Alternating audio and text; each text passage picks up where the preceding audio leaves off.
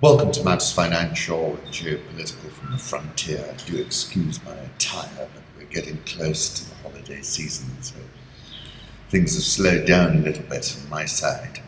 Sort of getting in at 6:30, I get in at 7, but it feels as if I've had a tremendous lie-in. Macro thoughts: capitalism is going on trial. Putting profit before people is a non-sustainable business model. That's Bono. David Inglis, One Direction, obviously lower as you can see. Home thoughts: these were fireworks at the KICC here in Nairobi. Members were advised not to panic. It looked quite pretty. This caught my attention. It looked practically human. A polar bear footprint, Baffin Island, Canada. And then I like this: no, Westminster not on fire. It's a photograph of the Houses of Parliament in Westminster. I went to school just there, and it's a very familiar landscape. And then when I was visiting recently in October, I took this photograph in the cloisters of Westminster Abbey. It was just myself wandering around, rather enjoyable, an hour I spent there. Political reflections: the year of the demagogue. This is an article by Lionel Barber, who I met at the FT Africa conference. From Brexit to Donald Trump, this year has been a thundering repudiation of the status quo. On the morning of June 21st, 2 days before the Brexit referendum, I met David Cameron in Downing Street. During a 25-minute conversation, the Prime Minister assured me that everything would be all right on the night. I wasn't entirely convinced. In hindsight, Brexit defined 2016. This was the year when the unthinkable became possible. The marginal invaded the mainstream, and Donald Trump, a property tycoon and television host, was elevated to US Commander-in-Chief. In his memoir, Present at the Creation, 1969, Dean Acheson, a former US Secretary of State, describes how he and fellow wise men helped President Harry Truman to build a new liberal, rule-based order after the Second World War. It was founded on institutions: the UN, the IMF, the World Bank, and the NATO alliance. In 2016, as Trump dismissed NATO as obsolete, and his consigliere Newt Gingrich described Estonia as a suburb of St. Petersburg, it felt at times as if we were present at the destruction. Michael Gove, a leading Brexiteer, caught the public mood. People in this country have had enough of experts. Brexit and the Trump triumph mark a revolutionary moment, not quite 1789 or 1989, but certainly a thundering repudiation of the status quo. Some detect echoes of the 1930s, with Trump cast as an incipient fascist. It was a good year for strongmen Vladimir Putin in Russia, Recep Erdogan in Turkey, Xi Jinping now promoted to core leader in China.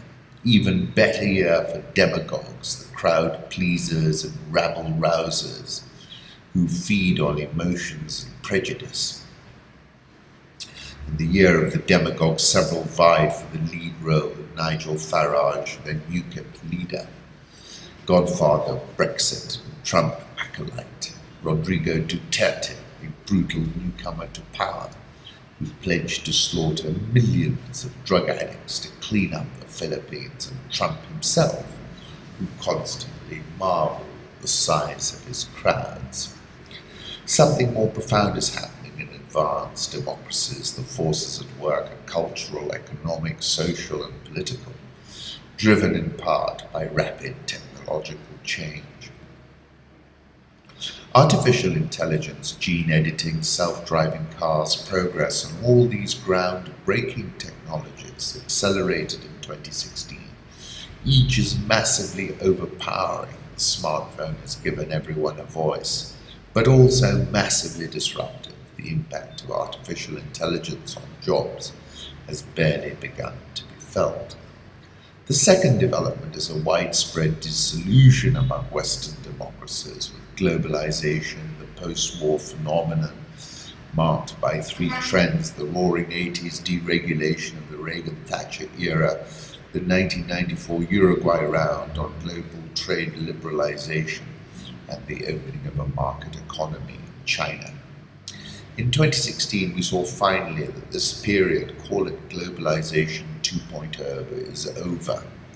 There was a sense governments had somehow lost control of national borders and national identity. Leave's slogan in the Brexit campaign, "Take back control," was simple and brilliantly effective. Then saying welcome to the world of post-truth politics, turbocharged by technology such as the smartphone. Trump's winner-takes-all approach and his lack of respect for minority rights violates a cornerstone of democracy and free society. This is not merely populism run rampant, it is a denial of politics itself, which, as the late scholar Bernard Crick reminds us, is the only alternative to government by coercion and the tyranny of the majority. Powerful stuff. Then another interesting article I read in the New Yorker, the road from Saddam Hussein to Donald Trump, and saying, bear with me, while the connection between the war to depose Saddam and the election of 2016 is indirect, it is etched in history. Without the invasion of Iraq, the disillusionment with the US political establishment and its terrible aftermath created, it is hard to see how a demagogue like Trump could ever have gained traction in national politics. There's a thought. And I go back to Beppe Grillo, the five-star movement, referring back to Barber's article about populism and the smartphone.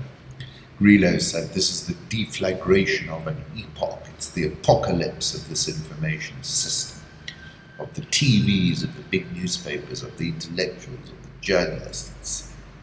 And this is another point. Traditional media has lost its position of control. It's been upended by the internet, which allowed insurgent politics to broadcast over the top. On the 5th of December, I said, at this moment, President Putin has Fortress Europe surrounded. I called him the intellectual father of the new zeitgeist that propelled Brexit, Le Pen, the five-star movement in Italy, Geert Wilders in the Netherlands. In the Middle East, I said, it is Putin who is calling the shots in Aleppo. And in a quite delicious irony, it looks like he has pocketed OPEC as well. Ai Weiwei tweeted, Ambassador to Turkey is assassinated in Ankara. The image is so Warholian, these images are coming out. And, I agree with what Don DeLillo was saying in a marvelous book called Mao Too. I used to think it was possible for an artist to alter the inner life of the culture. Now bomb makers and gunmen have taken that territory. An important thing that this gunman said was, don't forget Aleppo, don't forget Syria. Unless our towns are secure, you won't enjoy security. And I think we've reached a tipping point in the export of these interventions, the spillover effect, and the re-export back into these home countries. And it's not boding well. Turkey and Russia vowed cooperation after the ambassador's killing. My last piece was the meaning of Aleppo, and I quoted Shakespeare as, flies to wanton boys are we to the gods. They kill us for their sport. And then someone posted, Ibra Jude posted this Nusra fighter and his wife sent their 7-year-old and 9-year-old daughters to blow themselves up in Damascus. 7-year-old already did last week in Al Midan. Good grief. Imagine what on earth is wrong with those parents. Another lady I follow from Syria, live from Aleppo, Syrians celebrate their liberation from Al-Qaeda's occupation. And she asked, why aren't all Western journalists lining up to cover it? And took me back to Marx Brothers. It's a film called Duck Soup. And in that, one Marx asks, well, who are you going to believe, me or your own eyes? I think that photograph asks you to believe your own eyes. From there I jumped from this fellow in Turkey to the brothers Sarnaev and the long tail, something I wrote in 2013. There are more than 7 billion of us now in this 21st century world of ours. The long tail in a population of 7 billion is not an insignificant absolute number. In statistics, a long tail of some distributions of numbers is the portion of the distribution having a large number of occurrences far from the head or central part of the distribution. What I'm talking about is people prepared to do these crazy acts, like the brothers Sarnaev, like this fellow in Turkey. You know, they are the long tail. Put in a different way, there are surely many brothers Sarnaev in this new 21st century of ours, and whilst I appreciate Osama is being nibbled by the fishes somewhere in the ocean, he basically inspired the likes of the brothers Sarnaev, those disaffected with the 21st century. In truth, that disaffection might have any number of reasons, and I am reminded of my French O-level, where I studied Albert Camus, L'Étranger. Camus said this: the Byronic hero incapable of love, or capable only of an impossible love, suffers endlessly. He is solitary, languid, his condition exhausts him. If he wants to feel alive, it must be in the terrible exaltation of a brief and destructive action. Don't get me wrong, I do not think any of these folks are Byronic, not by a long shot. Put up a photograph of the brothers Sarnaev. Then the New Yorker, the Berlin attack is right out of the terror handbooks. Rumia, the slickest terrorist magazine on the internet market, was very precise. The most appropriate killing vehicle, the Islamic State publication advised, is a load-bearing truck that is double-wheeled, giving victims less of a chance to escape being crushed by the vehicle's tires. It should be heavy in weight, assuring the destruction of whatever it hits. It should also have a slightly raised chassis and bumper, which allow for the mounting of sidewalks and breaching of barriers if needed. Inspire, which is another magazine, notes candidly that the prospects of escape after such an attack are low. Hence, it should be considered a martyrdom operation, the magazine concludes. It's a one-way road. You keep on fighting until you achieve martyrdom. You start out your day in this world, and by the end of it, you are with Allah. Europe now has a growing reservoir of jihadis. About 5,000 jihadis left Europe to join various extremist groups fighting in Syria and Iraq. About a third of them have returned, a European Union report said this month. I wrote about this kind of thing in January last year, Europe off balance. I said the arrival of the asymmetric threat on the streets of Paris and now Berlin, deeply unsettling, and will surely keep Europe off balance and presages a new normal. Edward Snowden is not fundamentally a leaker, he's a hacker, says the New Yorker. The FT Alphaville People of the Year list is a joy to behold. Do take a look.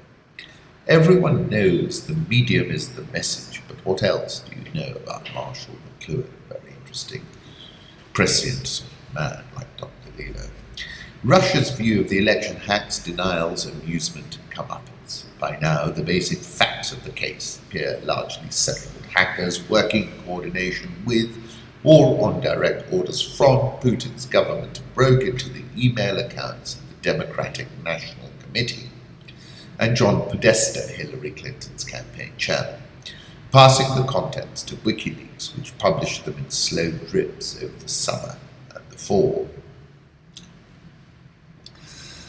Garbuzov insisted, however, that Russia doesn't have the political reach or fine-grained knowledge needed to install a particular American president in office. It may be possible to affect the general atmosphere, this is key, or how a particular candidate is perceived to wield influence of a certain kind. But that influence doesn't lead to a guaranteed result. I wrote in that piece where I said Putin has proved himself an information master, and his adversaries are his information victims. And I wrote there, from feeding the hothouse conspiracy frenzy online, a constant state of destabilized perception. That is a sort of timely and judicious doses of WikiLeaks leaks which drained Hillary's bona fides, right? You don't have to do that much. You're moving at the margin, a couple of percentage points, draining, add a couple to Trump and you're in it. And her turnout and motivated Trump's. I said, what we've witnessed is something remarkable and noteworthy. The US government loses to Russia's disinformation campaign. This is an article in Reuters saying pretty much the same thing. And then listen to this, they have RT and we all know how to, what we know how to do is to send a carrier battle group. We're going to be stuck until we find a way to deal with that. The Dow notched its 17th record close since the US election, ending within 50 points of 20,000. Trumponomics proved a bull market for stocks. Quick look at how the biggest monetary experiment in history, Japan's 10-year yields, drop after Bank of Japan Kuroda said it's too soon to discuss raising 10-year yield target. And that's what's driven the dollar-yen so much higher, that interest rate differential. Dollar-yen is therefore a classic policy divergence, as you can see from this chart. Let's move on to the currency markets. Euro-dollar 104.08, dollar index 103.09, Japanese yen 117.60. Swiss franc 102.77, the pound 123.79, the Aussie 0.7256, India rupee 67.925, South Korean won 11.9343, the Rial 335.48. It's the best performer of late amongst those emerging market currencies. Egyptian pound, poor performer, 19.636. Sisi's made some interesting geopolitical moves, in particular his outreach towards the Iran-Russia-Syria axis, and I think you might well have some of the Gulf countries withdrawing funds, putting pressure on the currency. South African rand 13.9695. Dollar index, I'll put up a chart. I've had a 110 target for quite a while. Euro keeps falling as markets see a lower chance for Merkel re-election in 2017 after the Berlin attack. Last trading at 104.06, having driven down to a 103 handle not too long ago, 105. I just put 105.70, you get a big move or whipsaw in the yen, and you're going to see the euro move around a bit. But I think it's headed towards parity. Gold was last at 1136.40, keep selling rallies. I think we're bound to see a triple-digit print next year, and I prefer to buy Bitcoin and sell gold. Crude oil, which has remained firm, $53.50. I think 60, as I said in that piece I wrote about a month ago, caps it through 2017, but quite close to that sort of level. I thought this photograph was great from Nat Geo, City Lights image, South Korea.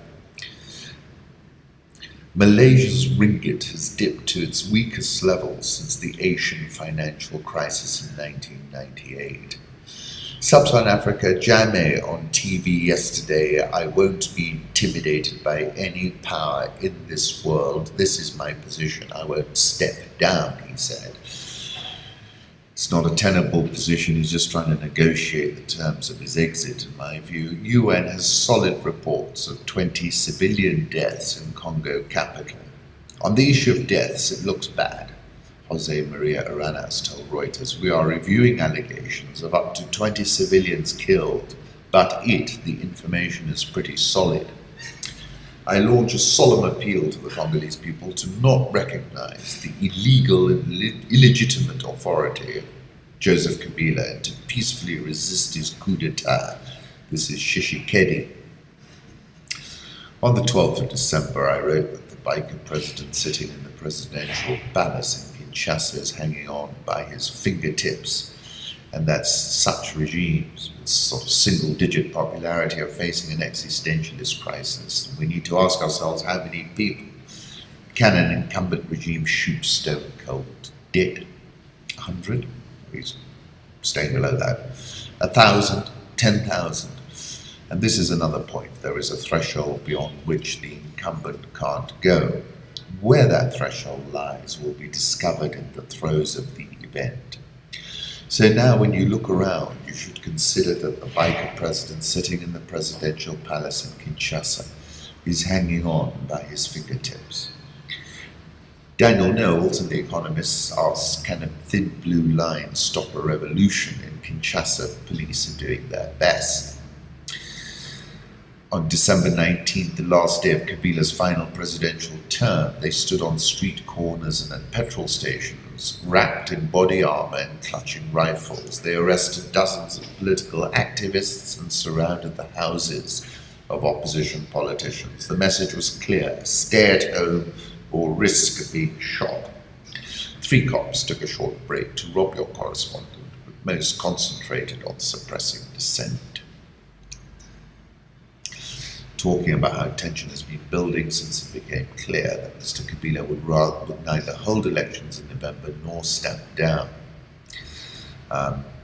In the days before the deadline, flights out of Kinshasa were packed with wealthy Congolese and foreign workers. The ferry port, where rusting speedboats crossed the river to neighboring Congo-Brazzaville, an expensively dressed family clambered out of a blacked-out SUV, their luggage carried by 6 porters. "We are leaving because of the 19th, said a small boy clutching an iPhone. Parts of Kinshasa had seemed primed for revolution. They will put police there to shoot us, but we won't be afraid, said a 32-year-old man, Jean-Claude. What Mr. Kabila's police did to us, we will do to him. Even if it takes days, at the end, the police will be running from us. The question is, how long can the peace hold? In Limit, a man calling himself Jerry predicts that an opposition victory will not come quickly, but it will surely come. We are tired of Kabila. He kills us every day, but Kabila will die, day by day, week by week, but he will die. South African all-share minus 0.69% this year. Dollar rand back below 14. Egyptian pound is weakened sharply. Take a look at this graph. Last at 19.636. The Naira has traded around 305.5 Naira to the dollar on the official interbank market since August, quoted at 487 to the dollar on the parallel market on Monday. Buhari faces spreading opposition as Nigeria's economy slumps. We expected him to solve our economic problems. I didn't know voting for him would mean more hunger and more suffering. He pledged the Naira currency would become as strong as the dollar. It hit record lows. Africa's second biggest economy is heading towards its first full-year contraction in a quarter century. Inflation is at an 11-year high. They met a bad situation and they made it eminently worse. That's a fact. Next year will be a breaking point for a lot of Nigerians, particularly if we get a spike in gasoline prices and food inflation keeps rising. In that case, I don't see how they'll be able to keep people off the streets. Nigerian all-share minus 7.34% this year. The Ghana Stock Exchange Composite bounced yesterday. It's minus 18.21% this year. Under Uhuru Kenyatta's Jubilee government, NYS has given paramilitary training to 37,005 young men and women, said Cicely Kariuki, the cabinet secretary. Raila Uhuru has panicked over the election. This is in response to the fracas with a USAID implementing agent. US Army Africa, Kenya, and nation's first engineers trained side by side. This is USA Africa Command, and I think that's why the US has a defining advantage on the continent. Kenya shilling 102.20, Nairobi all share ticked high yesterday. Ticked higher, minus 10.08% year to date. NSE 20 down 23.67% year to date. Once again, thank you for stopping by. I'm always grateful.